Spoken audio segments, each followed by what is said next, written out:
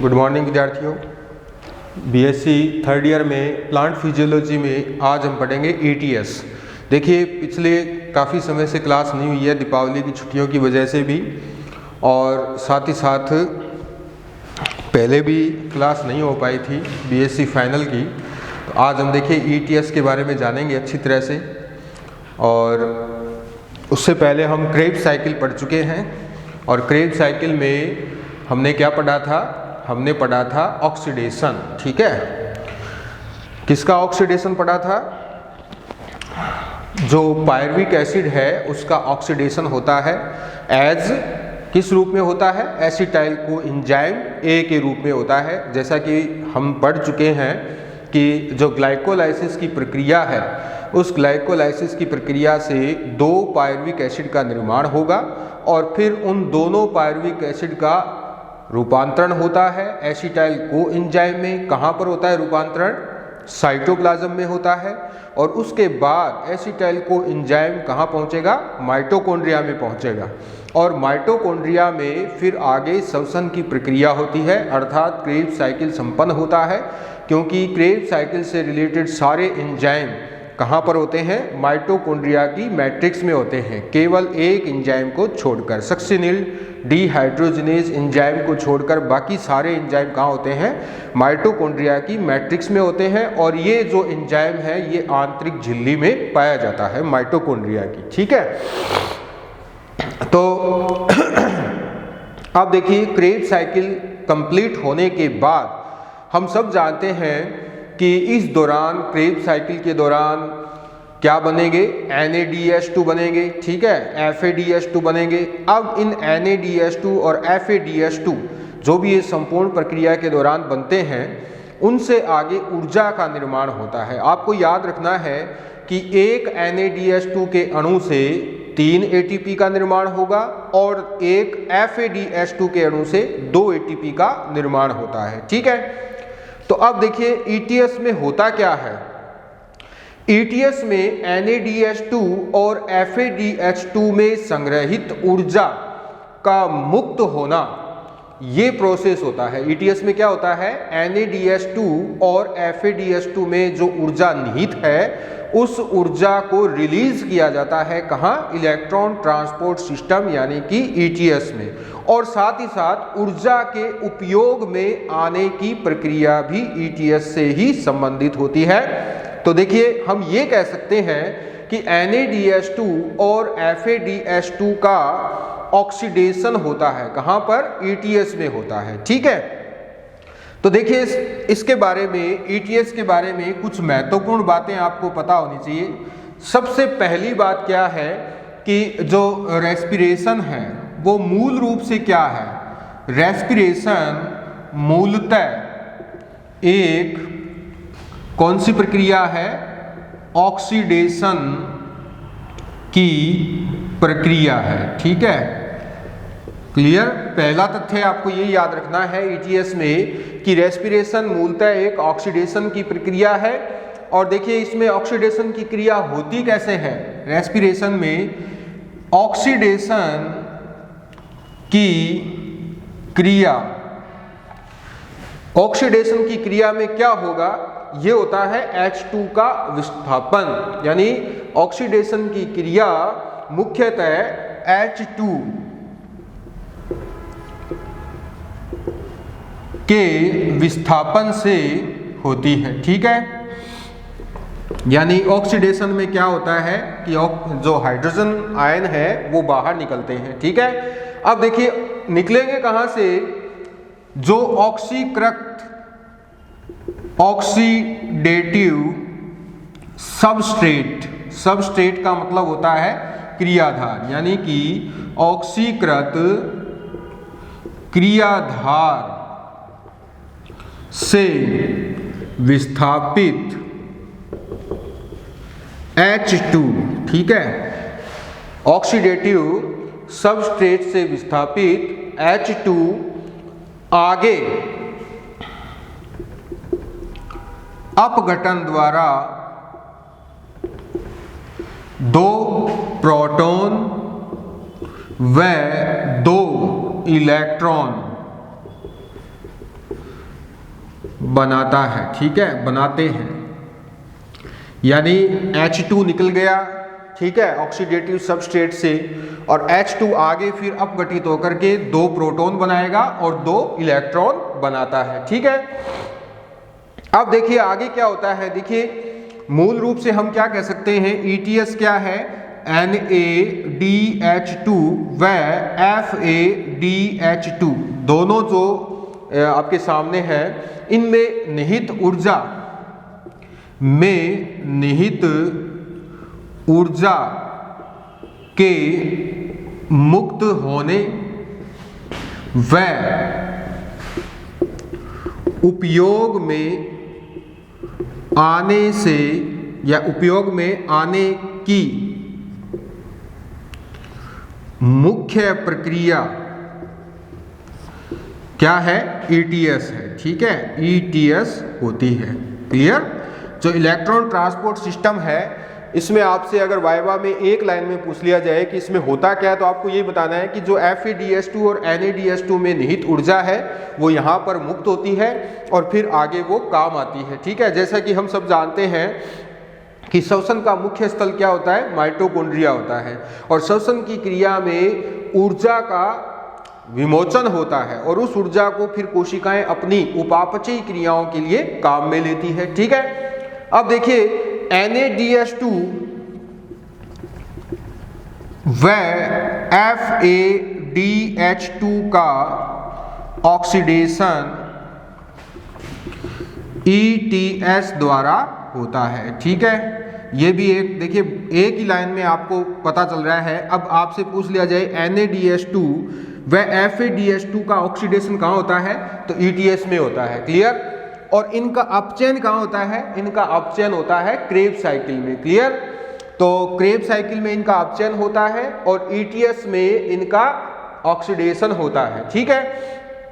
आगे देखिए, अब इलेक्ट्रॉन वाहकों के माध्यम से ये जो हाइड्रोजन आयन है ये और प्रोटॉन इलेक्ट्रॉन ये ट्रांसफर होते हैं, ठीक है। तो इसमें क्या होता है, इसमें इलेक्ट्रॉन वाहकों के माध्यम से इलेक्ट्रॉनों का ट्रांसफर किसको होता है, ऑक्सीजन को होता है, ठीक है। वह आगे जल का एक अणु बनता है, ठीक है। ये क्रिया इसमें होती है और इस दौरान ऊर्जा का निर्माण होता है।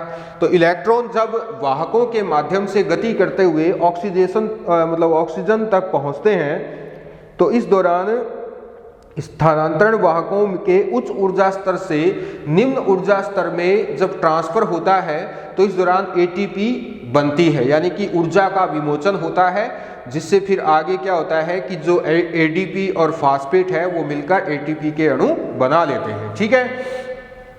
अब देखिए आगे क्या है, इसमें और महत्वपूर्ण तथ्य है। अब ETS होता कहाँ है, ETS यूकैरियोट में, कहाँ पर, यूकैरियोटिक सेल्स में। कहाँ होता है, यूकैरियोटिक सेल्स में, तो ये माइटोकॉन्ड्रिया में होता है, ठीक है, या माइटोकॉन्ड्रिया की आंतरिक झिल्ली पर होता है। यूकैरियोटिक सेल में माइटोकॉन्ड्रिया की आंतरिक झिल्ली पर, व प्रोकैरियोट में जो प्रोकैरियोटिक सेल्स होती हैं उनमें कहाँ होता है, प्रोकैरियोटिक सेल्स में ये होता है प्लाज्मा मेम्ब्रेन पर, ठीक है। कहाँ पर होता है, प्लाज्मा मेम्ब्रेन में संपन्न होता है। तो प्रोकैरियोटिक सेल्स की प्लाज्मा मेम्ब्रेन पर संपन्न होता है, ठीक है। अब आपसे पूछ लिया जाए यूकैरियोटिक में कहाँ होता है, तो आपका आंसर क्या आना चाहिए, माइटोकॉन्ड्रिया की आंतरिक झिल्ली पर ये ETS संपन्न होता है। जबकि प्रोकैरियोटिक कोशिका में ये कहाँ संपन्न होता है? प्लाज्मा मेम्ब्रेन पर संपन्न होता है। ठीक है, अब देखिए इस क्रिया के सभी एंजाइम कहाँ पर होती हैं? ईटीएस के सभी एंजाइम कहाँ होते हैं? ईटीएस के सभी एंजाइम माइटोकॉन्ड्रिया की आंतरिक झिल्ली पर होते हैं। ठीक है, ये बात है किसकी? यूकैरियोट की।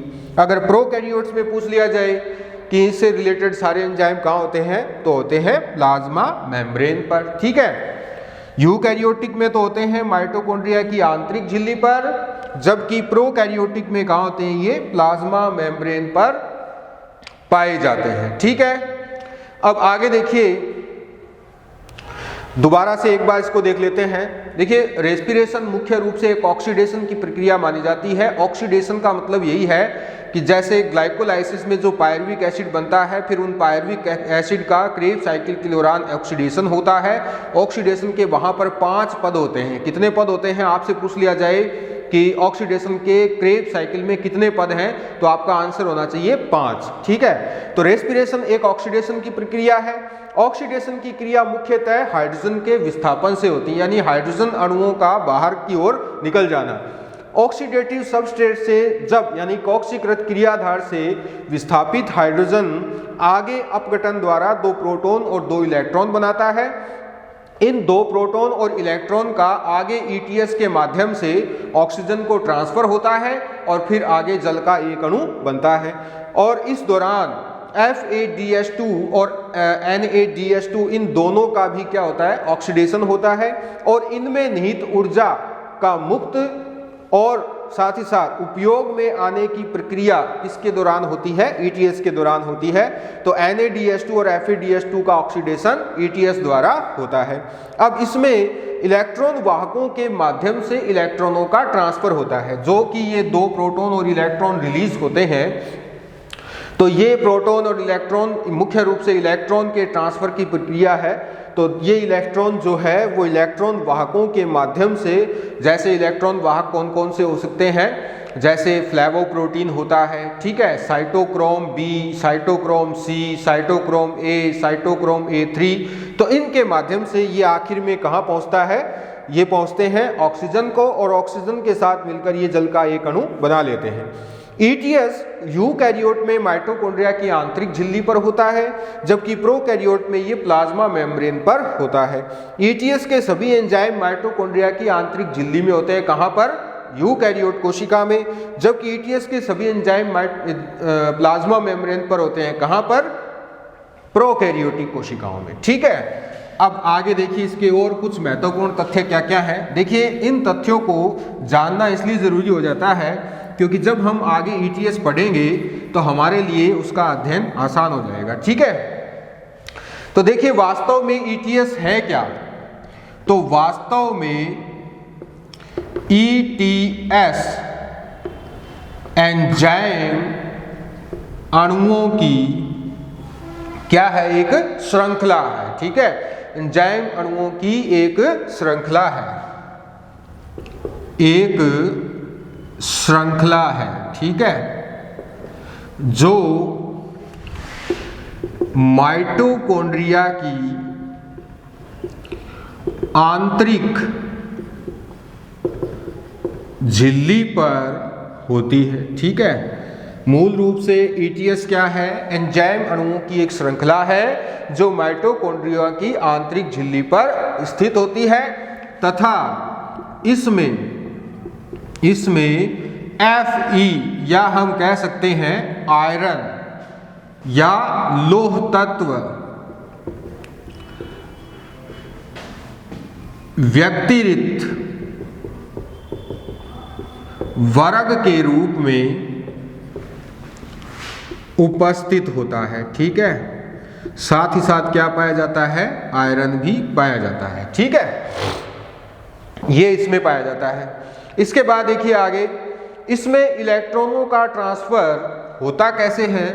तो देखिए इसमें इलेक्ट्रॉन का ट्रांसफर,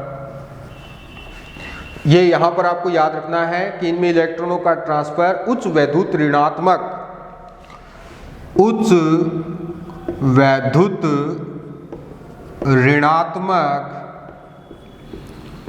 ऑक्सीकरण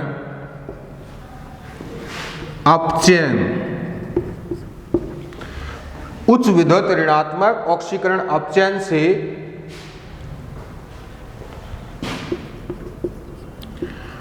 उच्च विद्युत धनात्मक ऑक्सीकरण अपचयन की ओर होता है। ठीक है, यहां भ्रमित नहीं होना है, ये उच्च है, यहां पर उच्च वैद्युत ऋणात्मक है और ये उच्च वैद्युत धनात्मक है। ठीक है, तो उच्च वैद्युत ऋणात्मक से उच्च वैद्युत धनात्मक ऑक्सीकरण अपचयन की ओर होता है। अर्थात हम ये कह सकते हैं, अब ऊपर वाली लाइन का यहाँ नीचे एक सरल शब्दों में कैसे हम बताएंगे कि अर्थात यह जो स्थानांतरण है वह वाहकों के उच्च ऊर्जा स्तर से, अर्थात यह ट्रांसफर वाहकों के उच्च ऊर्जा स्तर से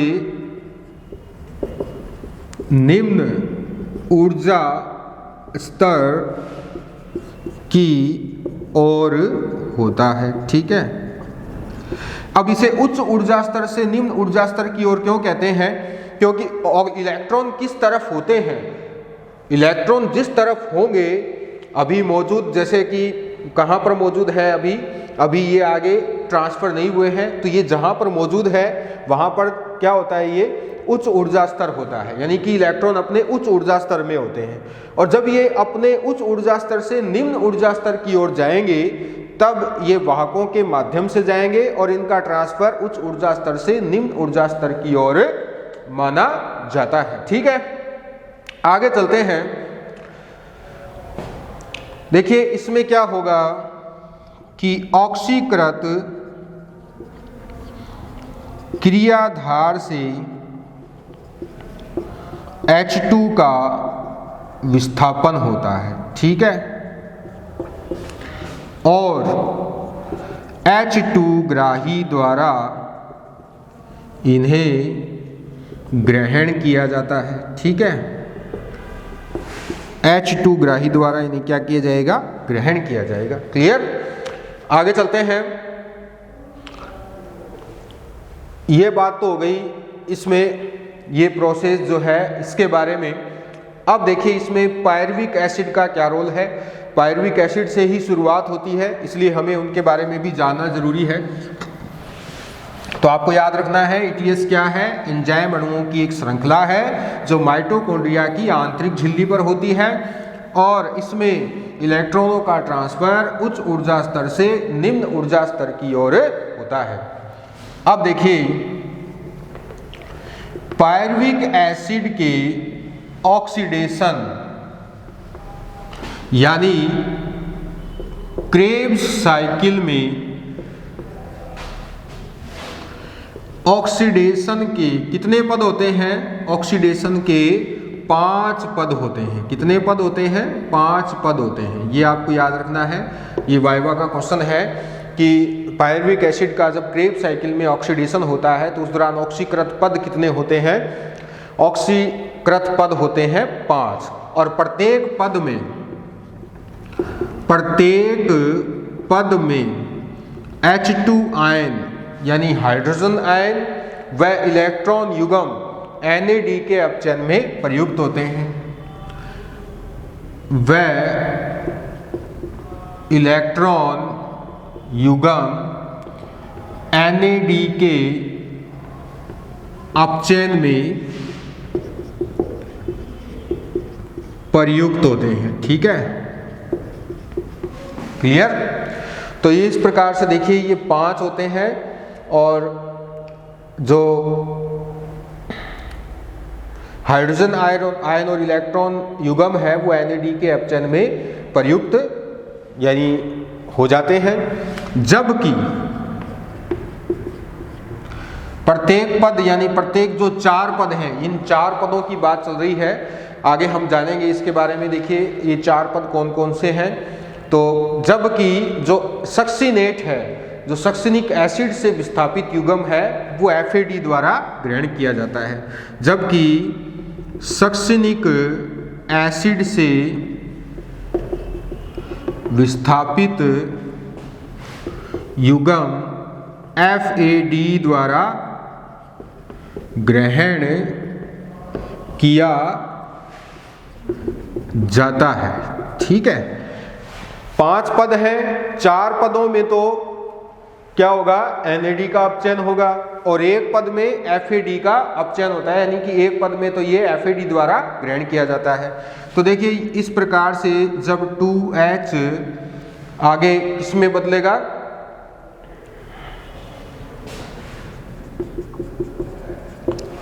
ठीक है, ये बन गया।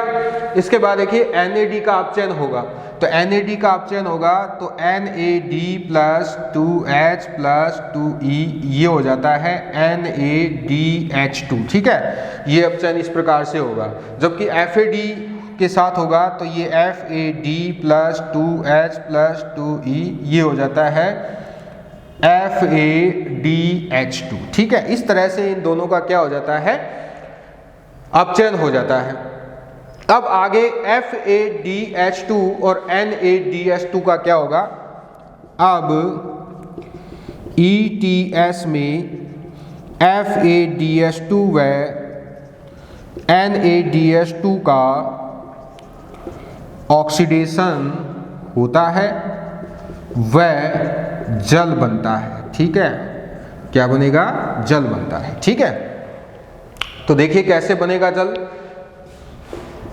NADH2 आगे किस में टूट जाएगा, NAD प्लस में टूट जाएगा और साथ ही साथ जो हाइड्रोजन युग्म है और इलेक्ट्रॉन युग्म है वो बाहर आ जाएंगे। फिर ये हाइड्रोजन युग्म और इलेक्ट्रॉन युग्म ये किसके साथ क्रिया करेंगे, ये ऑक्सीजन के साथ क्रिया करेंगे और जल का एक अणु बना देते हैं। तो इस प्रकार से जल का अणु बनता है। ठीक है, तो पायरुविक एसिड के ऑक्सीडेशन यानी क्रेब्स साइकिल में ऑक्सीडेशन के 5 पद हैं। प्रत्येक पद में हाइड्रोजन आयन और इलेक्ट्रॉन युग्म NAD और FAD के अपचयन में प्रयुक्त होते हैं। 4 में तो NAD का अपचयन होगा, एक में FAD का अपचयन होगा। तो इस प्रकार से देखिए ये हाइड्रोजन युग्म और इलेक्ट्रॉन युग्म, इसके बाद NAD और FAD का यहाँ पर अपचयन हो रहा है। फिर इन दोनों का ETS में ऑक्सीडेशन होता है और जल का निर्माण होता है। तो यहाँ पर मैंने एक एग्जांपल आपको NADH2 का बता दिया है। इस पर देखिए यहाँ पर इलेक्ट्रॉन और हाइड्रोजन युग्म रिलीज होते हैं और फिर आगे ऑक्सीजन से क्रिया कर जल का निर्माण कर लेते हैं। ठीक है, अब देखिए अब आपको यहाँ पर क्या बात याद रखनी है, आपको ये बात याद रखनी है कि NADH2 और FADH2 कभी भी सीधे ऑक्सीजन से संयुक्त नहीं होते हैं। ठीक है, तो वास्तव में ये ऑक्सीजन से संयुक्त कैसे होंगे, तो वास्तव में इन अपचायकों से इलेक्ट्रॉन वाहकों की एक श्रृंखला द्वारा, यानी जो NADH2 और FADH2 है ये सीधे ऑक्सीजन से नहीं जुड़ते हैं।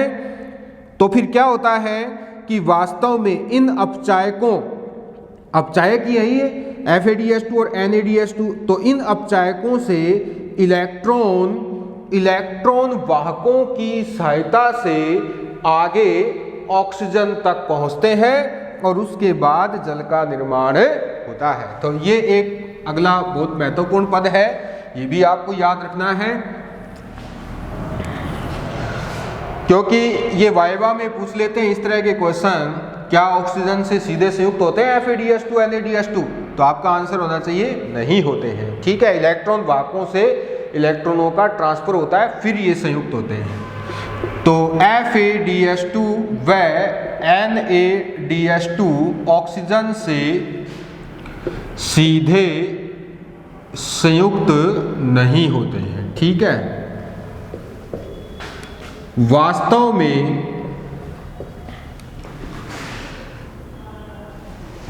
में जो अपचायकों में इलेक्ट्रॉन हैं, इन अपचायकों से इलेक्ट्रॉन वाहकों की एक श्रृंखला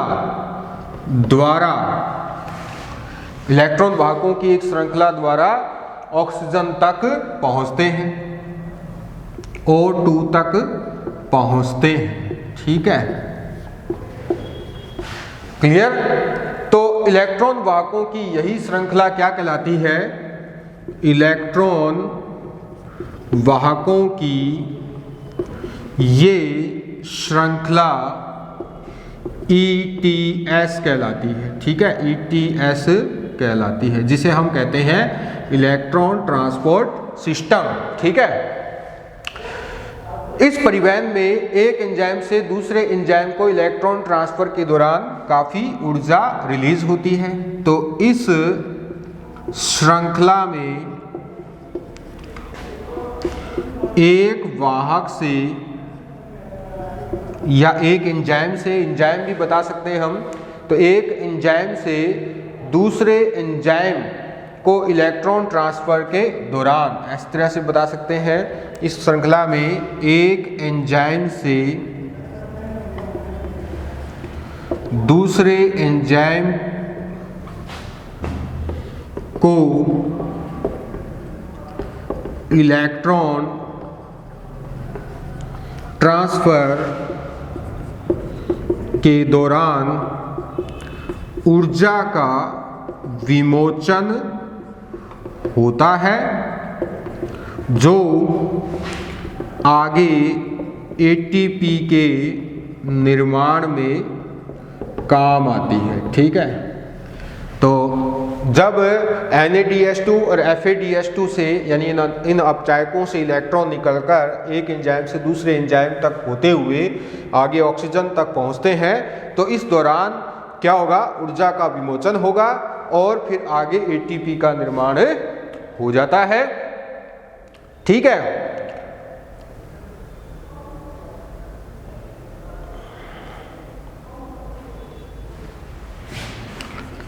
इस दौरान